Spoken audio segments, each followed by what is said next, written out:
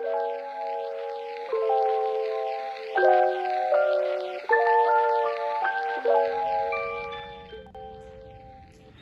teman-teman semua, kenalin kami dari kelompok 3 mata kuliah edukasi individu. Jadi kali ini kita akan menjelaskan mengenai teknik meringkas pembicaraan dalam melakukan edukasi individu.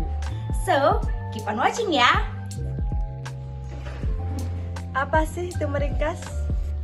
Jadi, meringkas merupakan keterampilan mereduksi teks atau percakapan yang panjang menjadi lebih pendek tanpa mengurangi maknanya. Meringkas berfungsi untuk menentukan arah wawancara, mendorong eksplorasi lebih mendalam, memperlihatkan minat konselor dan jembatan percakapan, melakukan cek dan dicek fakta yang diungkapkan dalam pembicaraan, dan yang terakhir memotong lawan bicara yang terlalu banyak bicara dan memberi kesempatan kepada lawan bicara. Selanjutnya, 3 cara meringkas. Yang pertama, mengulang kembali untuk mempertegas yang disampaikan oleh seseorang dalam proses komunikasi. Tujuannya untuk mengarahkan pembicaraan sesuai dengan yang diinginkan oleh konselor. Yang kedua, meringkas mempermudah konselor untuk memberikan respon kepada konseli. Tujuannya untuk membantu konseli mempertimbangkan tanggapan dan merenungkan kembali apa yang dialami oleh konseli. Dan yang ketiga, yaitu dalam proses meringkas, seorang konselor harus mengemas poin-poin penting dari konseli menggunakan kalimat sendiri. Berikut contohnya. Terangkanlah, terangkanlah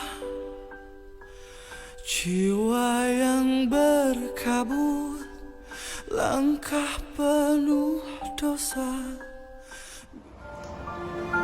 Bu, saya tidak tahu harus bercerita ke siapa lagi.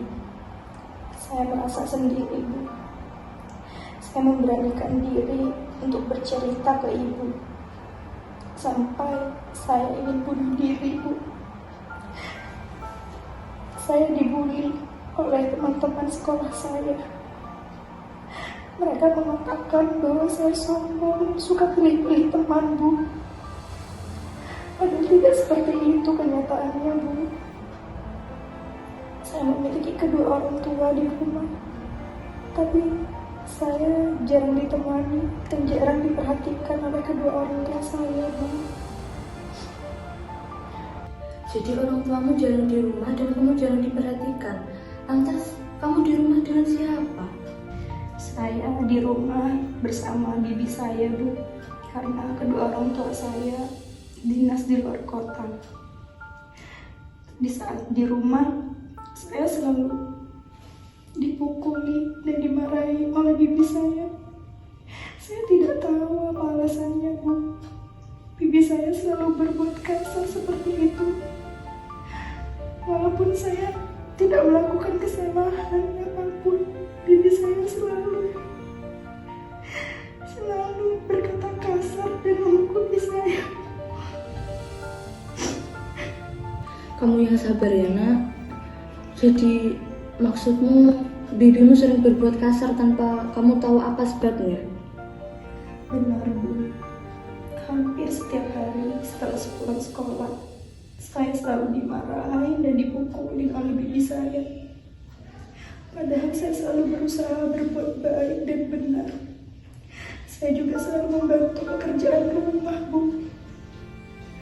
Tapi semua itu selalu salah di mata bibi saya. Sampai-sampai beliau tega memukuli dan berkata kasar kepada saya, Bu. Saya sudah tidak kuat, Bu.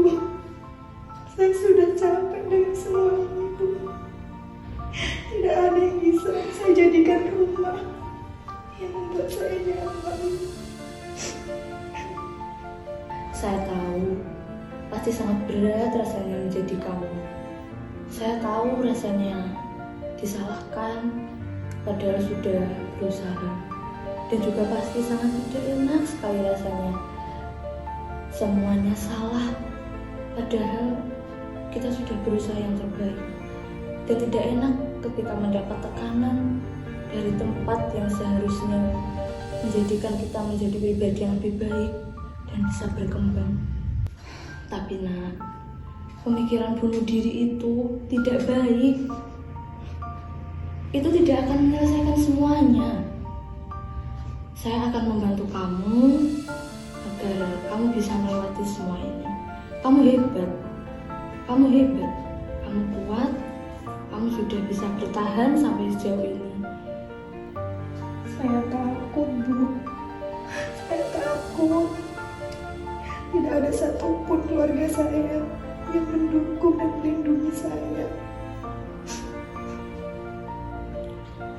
Apa kamu sudah mencoba berbicara dengan orang tuamu? Belum, Bu. Saya takut akan mengganggu pekerjaan kedua orang tua saya, Bu. Baiklah, Ibu akan membantumu untuk menghubungi orang tuamu dan akan menemanimu untuk berbicara kepada mereka. Semoga mereka dapat mengerti. Terima kasih ya Bu Cica. Berkat Ibu saya sudah sedikit lega.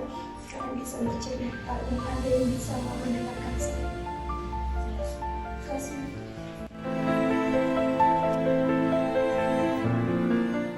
Selanjutnya yaitu cara meningkatkan keterampilan meringkas. Yang pertama, meringkas dengan merefleksikan perasaan, ditujukan ketika konselor berempati dan memahami perasaan yang dirasakan secara emosional.